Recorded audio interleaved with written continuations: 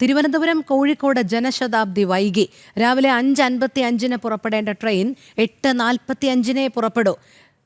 Train വൈകുന്നതിനുള്ള കാരണം കൂടി നമുക്ക് നോക്കാം. അഖിൽ പാലോട്ട് മഠം ചേരുന്നുണ്ട്. അഖിൽ, എന്തുകൊണ്ടാണ് ഇത്ര വലിയ രീതിയിലുള്ള ഒരു കാലതാമസം നേരിടുന്നത്? നമുക്കറിയാം, സംസ്ഥാനത്ത് പെയ്യുന്ന കനത്ത മഴ കാരണം പല ഗതാഗത തടസ്സങ്ങളും ഉണ്ടാകുന്നുണ്ട്. ഇപ്പോൾ ട്രെയിൻ ഗതാഗതത്തിനടക്കം റെയിൽവേയിലടക്കം ഇത്തരം കാര്യങ്ങൾ, ഈ മരം കടപുഴകി വീഴുന്നതൊക്കെയാണോ കാരണം?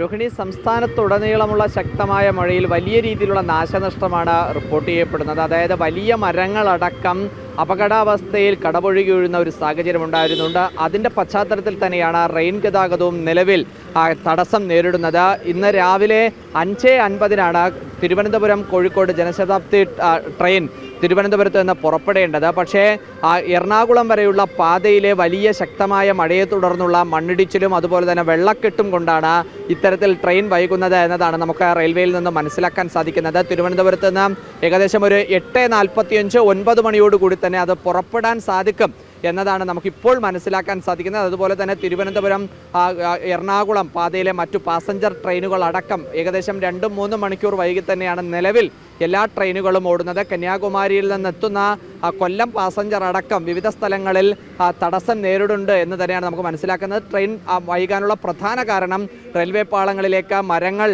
ഒടിഞ്ഞു വീഴുന്നതും അതുപോലെ തന്നെ മണ്ണിടിച്ചിലും തന്നെയാണ് പ്രധാനമായ കാരണം. രോഹിണി, ശരി, അഖിലാണ് വിവരങ്ങൾ നൽകിയത്.